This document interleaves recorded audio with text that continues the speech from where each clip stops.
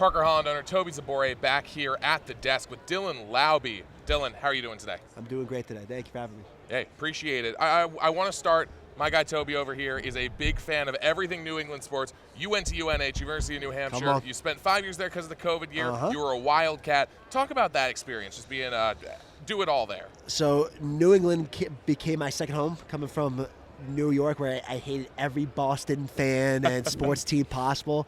I became a fan there. I mean, it is such a beautiful place out there. I love UNH.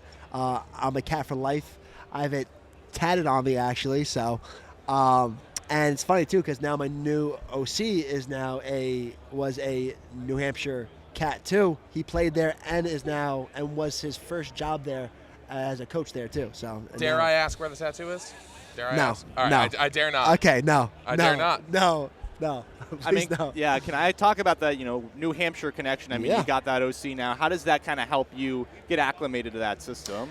I mean, it's so cool. I mean, coming from a small school too, like you only see a few guys that kind of make it out of the school, and to see him, a legendary coach, player, with the Eagles, UCLA, and now Ohio State, it's been unbelievable.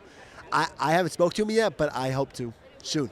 Now, I come from the other side of the river in that New England rivalry. Talk about the Bryce Cowell-Musket game. Okay, Maine, New guy. Hampshire. How much does that mean to guys from that New Hampshire team, and just what does that rivalry mean? We could go 0-10, but if we win that one game, it will make our year 100 times out of 100 times, because that game means everything.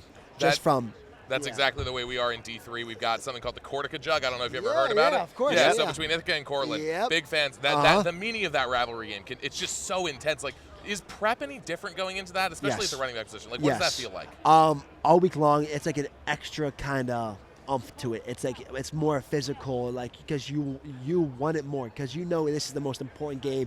This is like a national championship type of game, because if you lose this game, you have to face it every year, and for the next year, like, all right, like, we just lost, and now we have to bring back the musket.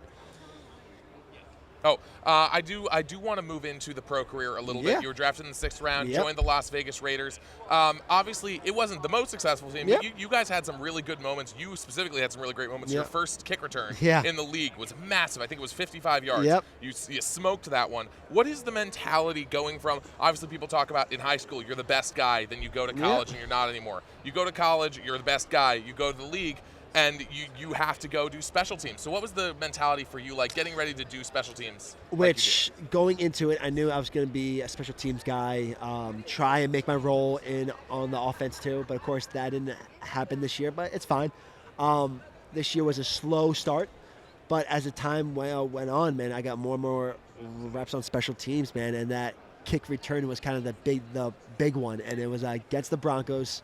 And it was a tie game, I think, at that point, and I hit for a big return, and it kind of just switched the whole momentum of the game. But we still lost the game, but it was still such a cool moment. My whole family was there.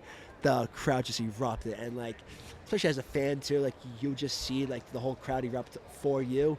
It's an unreal moment. I got to ask, you're from the Northeast New York. You went to college in Durham. Now you're out in Vegas. What was it like getting acclimated all the way out west? Totally the separate ends of the spectrum, where like you got New Hampshire, Durham, and then you get Vegas, probably the biggest party city in the world. I think that's kind of the biggest reason when they draft guys too, is like, okay, can they handle Vegas? And they saw me and they thought that, okay, I think he can handle Vegas. And it's an awesome city. It's super fun. But there's so much stuff outside of the city that nobody realized besides the Strip. The beautiful mountains, the city, so many places to go to. It's such a beautiful area, and it's definitely a quick change from New Hampshire to Vegas. Well, the culture in Vegas, obviously something you said you were concerned about, or at least the Raiders are concerned about. Can the guys handle it?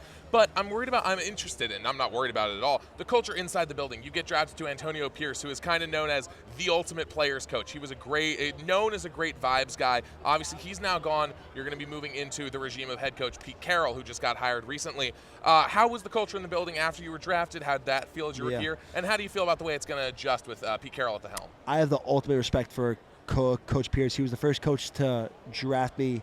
He picked me, so for the rest of my life, I owe all my debt to him.